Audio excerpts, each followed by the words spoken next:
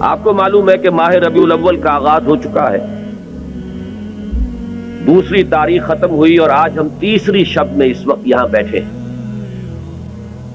یہ ماہ مبارک حضور صلی اللہ علیہ وسلم کی سیرت مطہرہ سے ایک بڑا گہرا تعلق رکھتا ہے۔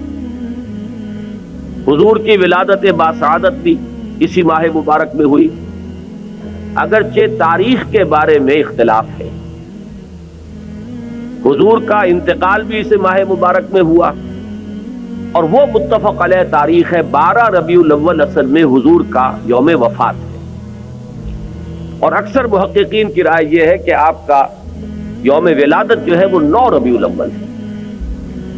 یہی وجہ ہے کہ مجھے یاد ہے کہ ہمارے بچپن میں اس دن کو جو لوگ کچھ تھوڑا بہت مناتے بھی تھے تو 12 وفات کے نام سے در حقیقت یہ نام یاد کیا جاتا تھا۔ حضور صلی اللہ علیہ وسلم کی وفات کا دن ہے، کچھ کھانا پکا کر کچھ غریبوں کو مساکین کو کھلانا، یہ در حقیقت چیز تھی کہ جو اب ہوتے ہوتے اس نے بہت ہی ایک دوسری صورت اختیار کر لی ہے۔ اب یہ ایک جشن بن گیا ہے اور ایک عید کا سا سما، بلکہ واقعہ یہ ہے کہ جو اصل 2 عیدیں ہیں وہ کہیں پیچھے چلی گئی ہیں، اور یہ جو 2 عیدیں ہم نے ایجاد کی ہیں، ایک عید میلاد النبی اور ایک عید استقلال، اگر ہم جائزہ لیں تو شاید یہ 2 جو ہے یہ زیادہ فور گراؤنڈ میں آ چکی ہیں۔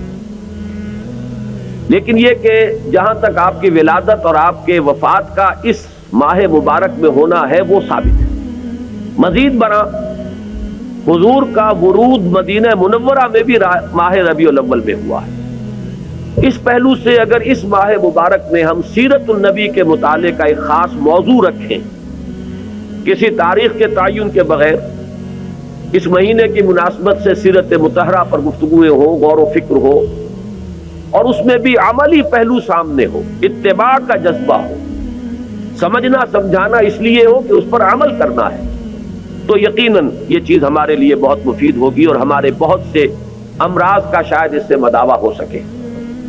یاخذون بسنتہ ویقتدون بامرہ ثم انہا تخلف من بعدہم خلوف۔ پھر ہمیشہ یہ ہوتا ہے، ہر نبی کا جاننے والوں میں، پہچاننے والوں میں، ماننے والوں میں ہوا ہے، امت محمد بھی مستثنیٰ نہیں ہے۔ یقولون ما لا یفعلون ویفعلون ما لا یؤمرون۔ یہاں نوٹ کیجئے کہ وہ کہتے وہ تھے جو کرتے نہیں تھے، اور کرتے وہ تھے جس کا حکم نہیں۔ عید میلاد النبی کیا حضور کا حکم ہے؟ کیا اس کا کوئی ثبوت صحابہ سے ہے؟ کیا ہم صحابہ کے مقابلے میں حضور سے زیادہ محبت کرتے ہیں؟ لیکن تھا کہ معاملہ ما لا یؤمرون، جس چیز کا حکم ہوا نہیں اس پر عمل ہو رہا۔ یہ ہے در حقیقت رسم پرستی، اور رسم کے اندر پھر اضافہ ہوتے چلا جاتا، اس پر ردے پر چڑھتے چلے جانا جو ہے یہ دوسرا سبب ہے۔ اور اس کا ایک نتیجہ جو نکلتا ہے وہ اسی پر بات ختم کروں گا، اگرچہ ایک اور حدیث جو ہے اس موضوع پر بہت اہم ہے۔ نتیجہ کیا نکلتا ہے؟ جہاں بدعت آئے گی سنت رخصت ہو جائے گی۔ اب نماز جنازہ کی وہ اہمیت نہیں ہوگی، نہ نماز جنازہ یاد کرنی ہے، نہ دعا یاد کرنی ہے، کچھ پتہ نہیں، جا کے کھڑے ہو گئے ہیں، وضو بھی ہے کہ نہیں ہے، لیکن قرآن خوانی میں تو جانا ہی جانا۔ یہ کیوں ہوتا ہے؟ ورنہ یہ کہ نماز کی اہمیت ہوتی، نماز جنازہ کی، آپ اگرچہ عربی نہیں آتی لیکن ترجمہ تو اس دعا کا یاد کر لینا کوئی مشکل کام نہیں ہے، تاکہ کھڑے ہوں دل سے دعا مانگے۔ تو جہاں بدعت آئے گی وہاں سنت جو ہے اس کی حیثیت کم ہو جائے گی، اس کا استخفاف ہوگا یا غائب ہو جائے گا۔ اب پہلی بات تو یہ سوچئے، کیا انسان ہر وقت نماز پڑھتا ہے، ہمیشہ روزہ رکھتا ہے؟ جب اللہ کہہ رہا ہے میں نے تو پیدا ہی کیا میری عبادت کے لیے، کوئی اور کام اگر وہ کر رہا ہے تو وہ میرے مقصد تخلیق کے خلاف کر رہا ہے۔ وما خلقت الجن والانس الا لیعبدون، میں نے تو جنوں اور انسانوں کو صرف اس لیے پیدا کیا کہ میری عبادت کریں۔ تو اصل میں بات کیا ہے؟ یہ نماز، روزہ، حج اور زکوٰۃ یہ بھی عبادات تو ہیں، اصل عبادت کچھ اور ہے۔ اصل عبادت کیا ہے؟ الحمدللہ وکفا والصلاة والسلام على عباده الذين اصطفى خصوصا على افضلهم وخاتم النبيين محمد الامين وعلى آله وصحبه اجمعين. اما بعد فاعوذ بالله من الشيطان الرجيم. بسم الله الرحمن الرحيم. رب اشرح لي صدري ويسر لي امري واحلل عقدة من لساني يفقهوا قولي. اللهم ربنا الهمنا رشدنا واعذنا من شرور انفسنا. اللهم ارنا الحق حقا وارزقنا اتباعه وارنا الباطل باطلا وارزقنا اجتنابه. اللهم وفقنا لما تحب وترضى. آمین یا رب العالمین. معزز حاضرین اور محترم خواتین، السلام علیکم ورحمۃ اللہ وبرکاتہ. آپ کے علم میں ہے کہ میرا آج کی گفتگو کا عنوان ہے کلمہ طیبہ اور اس کے حوالے سے یا اس کی روشنی میں ہمارے دینی فرائض. بچپن میں مجھے امید ہے کہ بہت سے لوگ خوش نصیب ایسے ہوں گے اس مجمع میں جن کی تعلیم کا آغاز قاعدہ یسر القرآن سے ہوا ہو یا نورانی قاعدے سے ہوا ہو، اور پھر اس کے بعد حضرت مولانا مفتی کفایت اللہ رحمۃ اللہ علیہ کے کتابچے تعلیم الاسلام جو ہے انہیں پڑھائے گئے ہوں. ظاہر بات ہے کہ آج کل وہ رواج ختم ہو چکا ہے. آج کا ہمارا دور مادہ پرستی کا ہے. ہماری تعلیم میں بھی آپ کو معلوم ہے کہ کنڈر گارڈن جو ہے اس سے بات شروع ہوتی ہے، اور ممی اور پاپا یہ الفاظ جو ہیں وہ بچوں کو سکھائے جاتے ہیں. اللہ اور اس کے رسول کا نام عام طور پر نہیں پڑھایا جا رہا. لیکن یاد ہوگا آپ کو کہ اس سلسلے میں سب سے پہلے ایمان مفصل، ایمان مجمل یاد کرائے جاتے تھے. ایمان کیا کیا ہے. پھر 6 کلمے پڑھائے جاتے تھے. یہ 6 کلمے یوں سمجھیے کہ اسلام کی تعلیمات کا لب لباب اور خلاصہ. ان میں سے پہلے 2 کلمے کیا ہیں جو اہم ترین ہیں؟ کلمہ طیبہ لا الہ الا اللہ محمد رسول اللہ صلی اللہ علیہ وسلم. یہ مختصر ترین کلمہ ہے، اسے ہم کلمہ طیبہ کہتے ہیں. اور یہ سمجھیے کہ ہمارے دین کی جڑ اور بنیاد اور اساس ہے. دوسرا کلمہ اسی میں لفظ شہادت کا اضافہ ہو کر اشہد ان لا الہ الا اللہ واشہد ان محمد رسول اللہ صلی اللہ علیہ وسلم. یہ کلمہ شہادت جو ہے یہ اسلام میں داخلے کا شاہ درا ہے. شاہ درا، در کہتے دروازے کو، شاہ درا بہت بڑا دروازہ.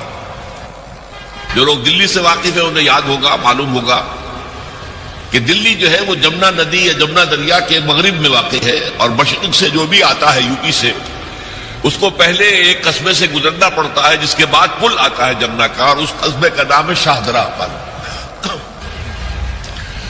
اسی طرح کا شاہدرہ ایک لاہور میں ہے. لاہور جو ہے وہ راوی کے جنوب مشرقی کنارے پر ہے، آباد ہے شہر. اب جو بھی پشاور سے، سرحد سے، اسلام آباد سے، پورے پنجاب سے لوگ آتے ہیں تو انہیں لاہور میں داخل ہونے کے لیے دریائے راوی کراس کرنا ہوتا ہے.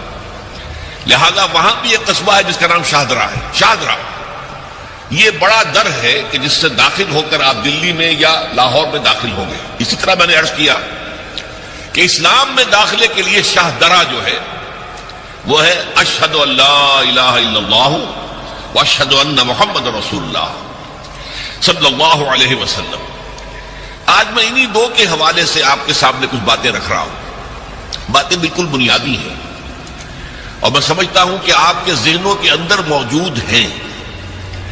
صرف یہ ہے کہ آپ نے شاید زیادہ کبھی شعوری طور پر توجہ نہ دی ہو اور ان کے بارے میں کہیں گہرا غور و فکر نہ کیا ہو. دیکھیے پہلا جز کیا ہے؟ لا الہ الا اللہ. کلمہ توحید ہے. یہ اللہ کے سوا کوئی معبود نہیں. اب اس کا تقاضا کیا ہے؟ اور دوسرا جز ہے محمد الرسول اللہ صلی اللہ علیہ وسلم. اس کا تقاضا کیا ہے؟ اللہ کے سوا کوئی معبود نہیں، معبود برحق صرف اللہ. اس کا کیا مطلب ہے؟ عبادت صرف اس کی ہوگی. معبود نہیں اللہ کے سوا، عبادت اسی کی ہو۔ اس عبادت کا مفہوم کیا ہے؟ قرآن مجید میں بہت سے انبیاء کی اور رسولوں کی دعوت بیان ہوئی، اور نام بنام کہا گیا۔ ان کی دعوت کیا تھی؟ ان اعبدوا اللہ ما لکم من الہ غیرہ، اللہ کی عبادت کرو، تمہارا کوئی الہ اس کے سوا نہیں۔ اس کے ساتھ ہی بعض صورتوں میں ایک لفظ کا اضافہ ہوتا ہے۔ سورہ شعراء میں ان اعبدوا اللہ واطیعون، عبادت اللہ کی کرو، میری اطاعت کرو۔ تو اللہ کی عبادت کیا ہے؟ جس کے لیے سورہ زاریات میں فرمایا وما خلقت الجن والانس الا لیعبدون، میں نے نہیں پیدا کیا ہے جنوں اور انسانوں کو مگر صرف اس لیے کہ میری عبادت کریں۔